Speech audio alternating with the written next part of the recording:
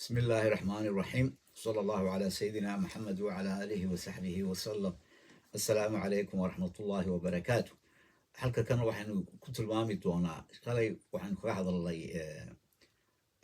in madaxweyne Muuse fursadii la siiyey dahabka ahayd dadkii SNM ay soo hagamay wax dhintay wax noolba uu keligii helay fursadaasi ayaa waxaan jeclaa inaan xigsiino maxaynu ku dooranaynaa xisbiga waddan.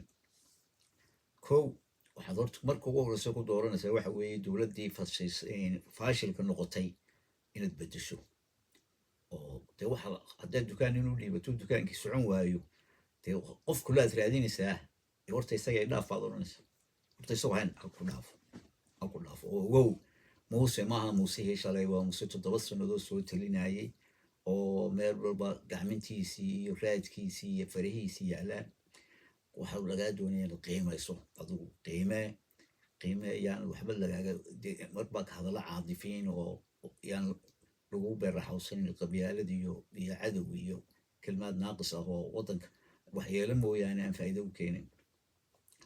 taas halkaasan kaga baxaya. cabdiraxmaan cirro waxa weeye nin horta khibrad u leh diblomaasiyad waana nin baarlamanka dhowr iyo 10 sano ka ahaa maxaan ku idhahdaa guddoomiyihii baarlamanka khibraddeeda iyo dulqaadkeeda leh. markaad baarlamanka soo marto waxay ku barbaaranaysaa oo ku tusaysaa dhegaysi wax la yidhaahdo kolkaa waxay abuurtaa inaanu qofkaasi kelitalis noqon waana waxaynu u baahannahay. qodobka labaad ee ku dooranaysaa waxa weeye cabdiraxmaan waa nin yaqaana dhaqaalaha waa xisaabiyahan waana dhaqaalyahan waa saddexaad waa diblomaasi. intaa markaynu isu geyno intaas waa intaynu ka weynay hoggaanka muuse xisaabta cid walba way og tahay haddaad u dhigayso warqad xisaabi ku yaalaan waxaasi warigada ma aqaaniya ii soo koobo afku wax iga sheeg miisaaniyaddan baa loo keenayaa miisaaniyaddii inuu akhriyo analysis gareeyo wasiir baa keenaya ma garanaysaa dee project la imanaya projectkii in la eego inay saaxi tahay inaan ahayn. waa meelaha had iyo jeer madaxweynaha lagu qaldi jiray oo markay ogaadeen dadku inaanu xuruufta iyo lambaradaasi eegaynin waxay doonaanna way qoraan waxay doonaan way u sheegaan. waan hubaataa in dhowr jeer oonu la kulanay oonu kala hadlaynay uu yidhaahdo taa iga daayo ii soo gaabiya hadalka maxaa marka waxaynu haddaba dooranaynaa cabdiraxmaan waa nin xisaabyahana waa nin calculator iyo qalan qaadanaya oo isu geynaya oo la xisaabtamaya mas-uuliyiintiisa. aamuska aaminsan yahayna waxay ka mid tahay dabeecadda xisaabiyaasha. wuxuu aaminsan yahay xuruuf iyo qalin iyo isugeyn iyo plus iyo minus iyo equal buu aaminsan yahay. ninkaasi waa ninkan maanta u baahannahay. ninkaasaa la dagaalami kara musuqmaasuqa, ninkaasaa la dagaalami kara maxaan ku idhahdaa sicir bararka. taas waa shakhsiyadda. programka haddaad eegto programku wuxuu ku dhisan yahay in mudnaanta koowaad la siiyo baahiyaha aasaasiga ah oo maxayga ah waxbarashada, caafimaadka, shaqo abuurka iyo maxaan ku idhahdaa kaabayaasha dhaqaale ay ka mid tahay dariiqada ugu weyn isku xidha gobolada iyo degmooyinka, beeraha, wax soo saarka. markaad eegto waxa asal u ah inay hesho dadka danyartii caruurtooda inay waxbarasho hesho. 65% maanta caruurta Somaliland iskuul ma tagaan. aabuhu hadduu 5 dhalay mid ama 2 ayaa iskuulka u geeya inta kale gurigay fadhida.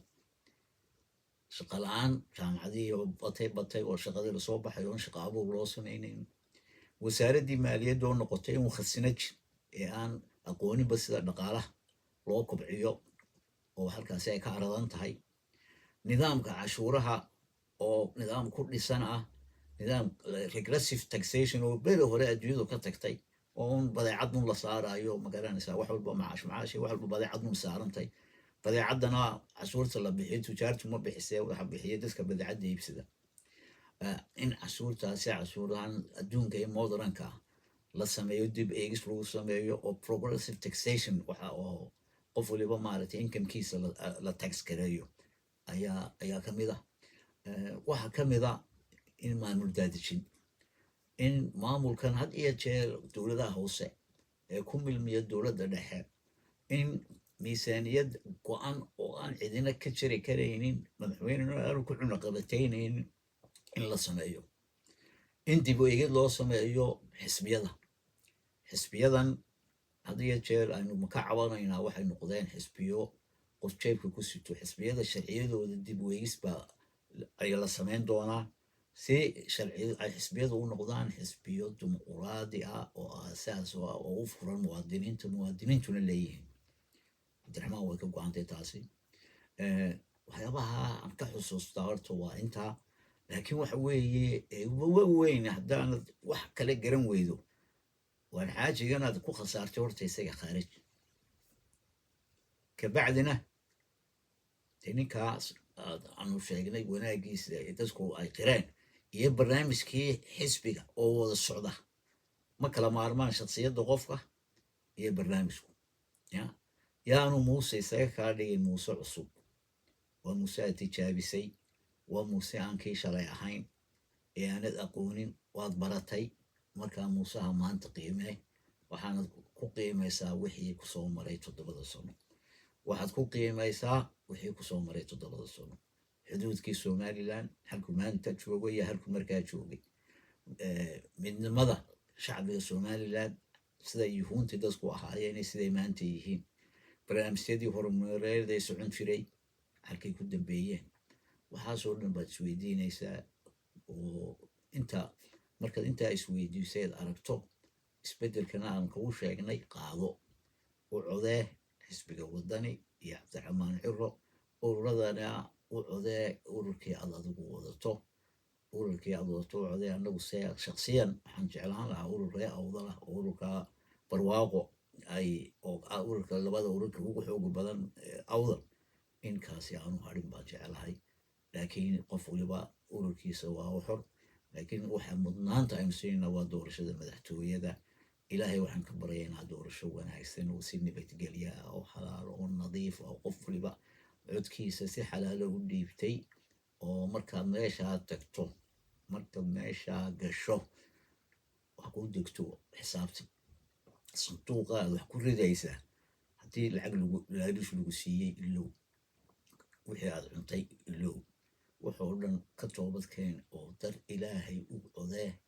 oo ha ku codaynin qabyaalad, oo ha ku codaynin shilimaadka yareeray maalintaa lagu siiyey inay beritii kaa baxaysaa wax calooshii la geliyey saxaruun bay ku dambeeyaan. ku codee si daacadnimo ah adoo ka fikiraya danta guud yaa u habboon, yaa ku anfacaya. sanduuqa cidi kuma oga wixii aad cuntay iyo wixii aad qaadatay iyo wixii lagugu laalushay iyo kii ku laalushay midna kuma arkaayo. waadiyo ilaahay daacadnimo u food u codee isbeddelka, u codee cabdiraxmaan ciro. ilaahay idinkii bidmillaahi kariim u guulaysan doonaa. laakiin wax walba waxaanu ka jecel lahay in si nabadgelya ah oo bilaa muran ah doorashadaasi inoogu dhacdo. wasalaamu calaykum waraxmatullaahi wabarakaatu.